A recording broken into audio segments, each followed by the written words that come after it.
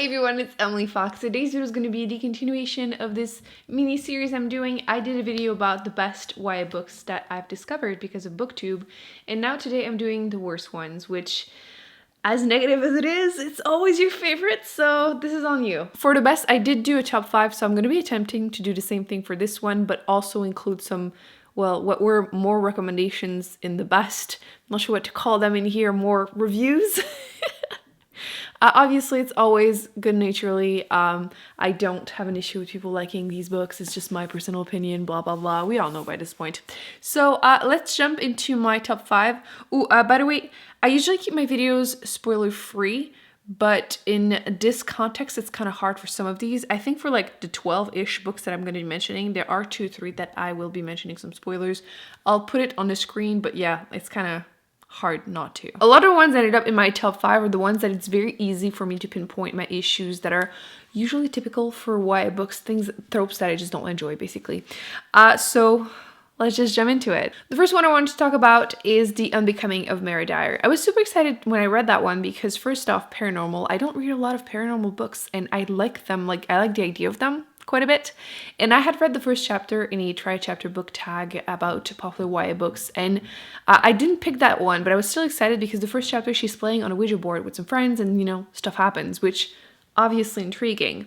My issues with this book, so many of them. I think the best part was the fact that it was so easy to see, like, oh, see, this is something that annoys me, this is something that annoys me. I even read some quotes in a video, what I was doing. I was reading 5-star reviews of books that I gave 1 star to.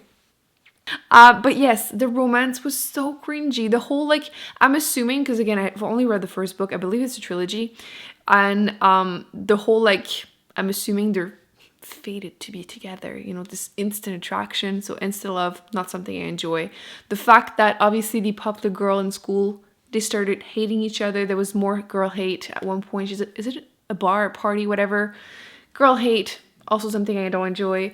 The fact that the boy, obviously stereotype of he has an accent, because of course, you know, and turns out secretly, we didn't know in the beginning, he's rich, and he's quoting Lolita, which apparently is very sexy. Who can quote that book like that? There's also, you know, a teacher that literally throws stuff at her at one point. It's so cringy teenage, fantasy, really. And I feel like one of the issues that I also had with the book is that at one point, I'm going to keep it spoiler free because it's not really important, but something else happens towards the end and makes the story become almost too big. I feel like, you know, when you're in school and teachers tell you, try to, you know, wrap it up, it goes too far and you're struggling to bring it back. That's kind of how it felt. I don't know if in the rest of the series it makes more sense, but at that point it just felt like you don't need to go to the extreme to, you know, make things happen. So yeah, I had a lot of issues with that book. Fun to hate read if that's a thing for you. But yeah, no, not really my thing. I did not like that one whatsoever. Definitely something that BookTube let me down, I guess. Another book that I really didn't care for is When Dimple Met Rishi. I read that one during the summer. That summer I read a bunch of YA books in a row, and this one was a new release and I was excited for it because representation. The main character is Indian American and she goes to this program during the summer, I guess, to create an app. So I was like, wow, that's fun, you know, she's doing something.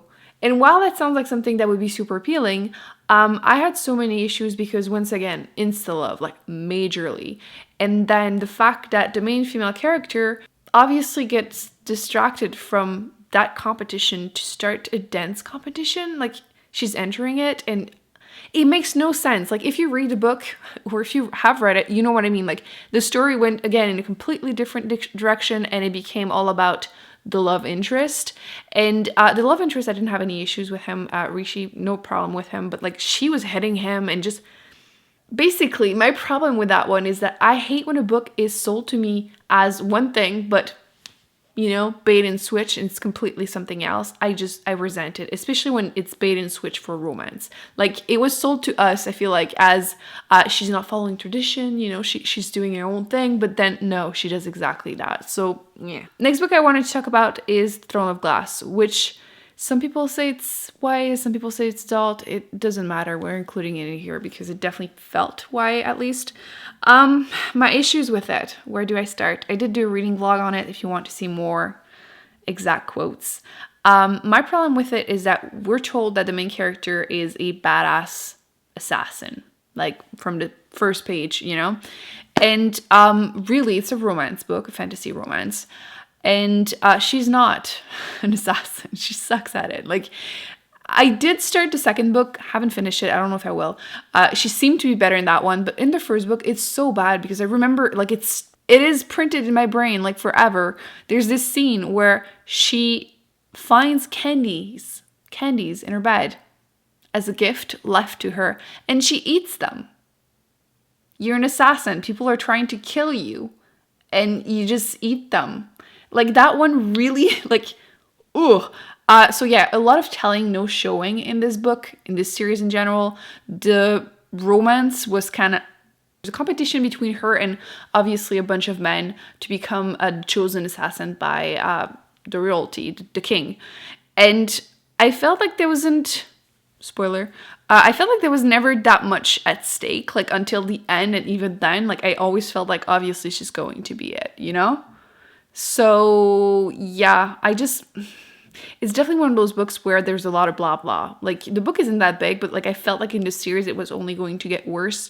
Plus the whole tiny girl that obviously is stronger than every man she will encounter. And I'm aware that, I mean, I'm not aware, nobody told me, but like, she's special. There's a reason she's fae or half fae or whatever the reason is. Doesn't matter. It's still annoying me that there's always a reason for them to be oh so pretty and oh so tiny while being stronger than everyone else. So that's another trope. I'm over it. Like, I feel like I enjoyed them as a teenager, as a kid, whatever, because, you know, we're told that we need to be pretty and skinny and stuff. So yeah, I feel like at this point, I feel like I'm done with it. So no. Another one that needs to be included in here, the Mortal Instruments series. I don't know what the name of the first book is. Is it City of Bones? It was one of the first series I started reading when I discovered BookTube because the hype, obviously. Even back in the day, I wasn't able to finish. I read the first 2 books. I stopped after starting the third one. That was still in the first year. Yeah, that was still the first year I was on BookTube. Like, even then, I was not able to finish it. Where do we start? I hate love triangles where one main character is a friend. The whole, like, friend zone, no. Like, first off, we all know they're never going to end up together. Like, never. Unless, like, I do enjoy, you know, friends becoming slowly closer and developing. That's fine. But the whole, like, love triangle thing, cheap shot, don't like it.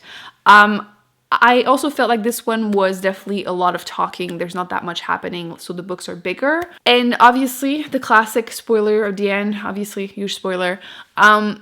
The whole twist of the person she's falling in love with turns out is her brother. Why are you including incest? Why? And I read the second book because, like, you know they're not actually siblings. But I was so mad that I read the whole second book, waiting for the moment that we would get over all those awkward scenes of, oh my god, I have feelings for my sibling. But, like, turns out we both know. Like, we all know they're not siblings. Just freaking say it. But obviously throughout the whole second book, they don't tell you. I'm assuming they eventually do third book maybe. But I was just so mad I just stopped reading. I was like, yeah, this is it. You know, the love triangle, the whole blah blah, and then this twist that is not interesting. Yeah, did not care for it. So, you know what? I don't even know what I'm going to include for number 5. So let's just go right away to a bunch more books that I had issues with. And I'm going to tell you quickly what I had, what the problem was. Fangirl. I thought I was going to love this because of the hype, as always, on BookTube. Never heard of it. Never heard of Rainbow Rowell before BookTube. And she's everywhere. So I read 2 of her books. One was Attachments, which I've also reviewed. Bashed a lot, but it's considered adult apparently. So Fangirl though is YA, and I did enjoy that the main character has anxiety, and the way it's, you know, done, I was fine with it. I do like her relationship with her family. Everything else, aka the romance, because that's what this is about, I really hated the romance. I don't ship the characters at all together. Like, it felt a bit creepy. Was he older than her? Because in my head, I feel like I'm looking back and he seems like he was even older. He probably wasn't. Maybe it's just the way it was written. No, I don't get the hype for that one whatsoever. Definitely one of the worst contemporaries, YA contemporaries I've read because of BookTube. I think I only have one more contemporary, so let's talk about it. Everything, Everything. Girl. I read that one because of BookTube. I mean, that is the team of the video. But I went into it, and in the beginning I was excited because the main character is someone that likes to read, so obviously we can all relate. But insta-love, and like, the twist was so obvious, and the whole like, okay, spoiler. I cannot stand whenever the main female character decides to be completely dumb, because that's what she did, and she puts her life at risk for a boy that she's known for like 5 minutes. And then I hated the whole like, oh, it turns out it was a lie, she wasn't allergic to everything. No shit. First off, we know. Second of all, she still took that risk for a boy. It's so dumb. Dumb. I hated it. So definitely not one of my favorites for sure. What else do we have? The Wrath and the Dawn by Renee Ahdieh, I think. I read the whole duology. First off, I can completely understand how this kind of story could be a like guilty pleasure, whatever, if you enjoy romance. But the romance was abusive, let's just say it. And I hated mostly the second book. That's the one I really wanted to include in here, because literally, except for the last bit where it's finally fantasy, it's mostly about everyone finding the main character pretty. Like, you're told so many times she's pretty, pretty, pretty, pretty. That's literally the whole book. And again, so tired. Like, I don't care if she's pretty, because sometimes I get comments like that. Oh, what do you have against pretty women? Nothing. I love them. I just think they should have more than that. You're always told that she can get away with everything because she's pretty, but then she has nothing else. It's just so frustrating to watch. So no. Warcross by Mary Lou. Should I actually give a shot to her newest book? Is it Sky Hunter? I feel like I just saw it at my library, so maybe I will put my name on the list and let you know if that series is better. But I couldn't stand Warcross. I couldn't finish the book actually because well, a few things. First off, main character completely plain, but she has rainbow hair and you're told every 5 seconds. I hated how she became great at hacking basically overnight. That's, again, a trope I can't stand whenever a character, actually, there's another one. Let's mention it quickly, Eragon. That's definitely an issue I had with that one too. But yeah, when a character basically learns something super easily and you're not told anything how, just unfocusing her eyes and things pop up, and I'm like, okay, that makes sense. I don't know if, again, it's explained later on, but let me tell you, not explained in the beginning. And the whole, like, she's, spoiler, a bad girl, but turns out it was for a good reason, so she's not really a bad, like, it's everything basically, the rainbow hair and that, just to, like, make her not fully boring, even though she is. And I hated the romance, which, common theme clearly, because she is obviously into her idol, but he has no reason to be into her, like none whatsoever. So yeah, definitely wasn't a fan of Warcross.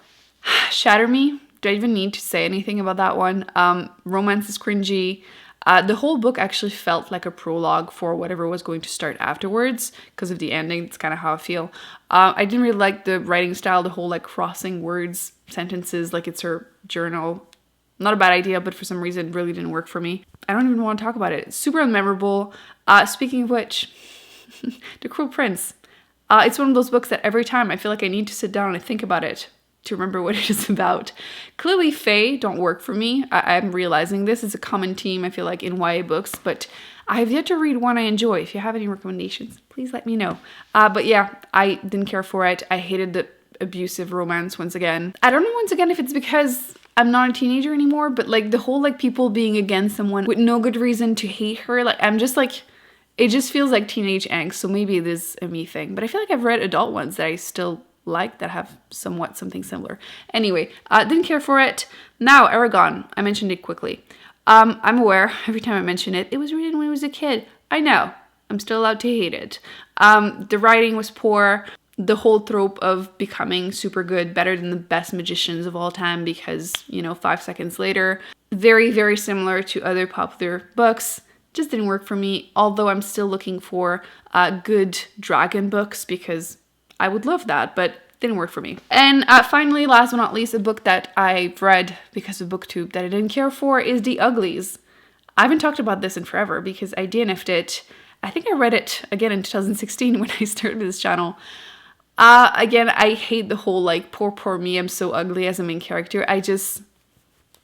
Again, maybe it is a teenage thing, but like I cannot read that anymore. I just can't do it. So yeah, definitely one of the worst ones that I've read because of BookTube. Never would have heard of it without BookTube, and I wish I hadn't because couldn't finish it. I don't know if it's because I'm sick or just maybe it's the team in the video, but it felt very negative. I hope you still enjoyed it. Thumbs up, subscribe. Please let me know in the comment section the worst YA books you've read because of BookTube, because I want to know.